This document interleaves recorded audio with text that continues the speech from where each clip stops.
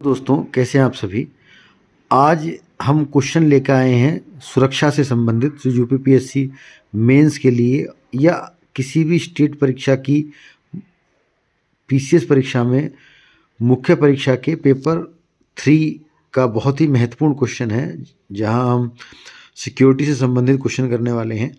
Question आप देख रहे होंगे, भारत की रक्षा आवश्यकताओं को दृष्टिगत रखते हुए भारत सरकार की अग्निवीर योजना का विश्लेषण कीजिए। ये वैसे तो 125 शब्द का क्वेश्चन है, 8 अंक में पूछे जाने की संभावना है, लेकिन इसे हमने क्वेश्चन को 200 वर्ड्स का तैयार किया है, जिससे अगर क्वेश्चन आपका भविष्य में आता है तो आप इसे 125 वर्ड और 200 वर्ड दोनों में बहुत ही आसानी से कर पाएँ। तो स्टार्ट करेंगे हम।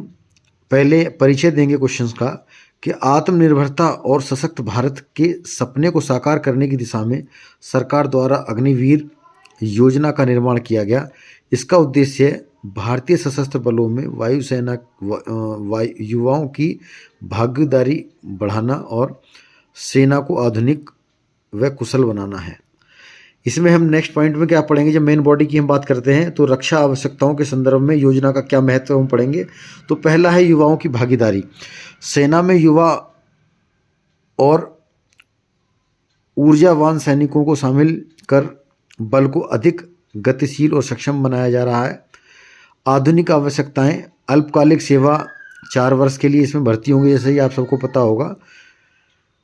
सेना के तकनीकी व डिजिटल रूप में सशक्त बनाने की संभावनाएं बढ़ती हैं। राष्ट्रीय सुरक्षा, सीमित संसाधनों में अधिक संख्या में प्रशिक्षित सैनिक तैयार कर पाएंगे हम इससे। और रोजगार और कौशल विकास योजना के बाद युवाओं को कौशल प्रशिक्षण देकर उन्हें अन्य क्षेत्रों में रोजगार योग्य बनाया जाएगा। इसके कुछ चुनौतियां भी हम लोगों को देखने को मिली है, जिसके कारण आपने देखा होगा इसका विरोध भी काफ़ी हुआ था। तो चुनौतियों में हम क्या देखेंगे, देखिए हमें पॉजिटिव एक्सपेक्ट में लास्ट में आके पॉजिटिव ही दिखाना है। कोई भी आंसर लिखेंगे हम, उसमें गवर्नमेंट की कोई भी नीति होगी उसके हम पॉजिटिव, देखिए नेगेटिव कॉज बता सकते हैं, लेकिन आंसर को जो हम कंक्लूड करेंगे तो उसमें पॉजिटिवनेस होनी चाहिए आपका, कि आप क्या पॉजिटिव उसमें देख रहे हैं। तो चुनौतियाँ क्या क्या हैं भाई, भविष्य में कोई पेंशन लाभ नहीं है इस स्कीम में। स्थानीय भर्ती में कमी के कारण दीर्घकालिक अनुभव की संभावनाएं कम हो सकती हैं इससे। योजनाओं के बाद रोजगार की स्थिरता और सामाजिक सुरक्षा पर सवाल उठ सकते हैं। 4 वर्षों के उपरांत सेना अनुभवी सैनिकों को खो देगी, ऐसा भी होने की संभावना है। और 75% जो सैनिक 4 साल बाद सेवा मुक्त होंगे, उनके भविष्य को लेकर भी चिंताएं हैं इसमें। तो अग्निवीर जब हम कंक्लूड करने वाले हैं इसमें, तो लास्ट में जब लिखेंगे निष्कर्ष की जब हम बात करते हैं, तो नॉर्मल सिंपल लिखना है हमें कि अग्निवीर योजना भारत की रक्षा आवश्यकताओं के लिए महत्वपूर्ण देन है, महत्वपूर्ण कदम है, लेकिन इसे प्रभावी बनाने के लिए दीर्घकालिक रणनीतियों की आवश्यकता है। ये एक ओवरव्यू था, एक छोटा सा परिचय दिया गया है अग्निवीर का आपको याद करने के लिए, जिससे आप अपने क्वेश्चंस को अगर थोड़ा 200 वर्ड्स में आता है तो वहाँ आप इसे मेंशन कर सकते हैं कि अग्निवीर योजना परिचय। पात्रता कितनी है, 17.5 साल से 21 साल तक युवा इसमें पात्र हैं।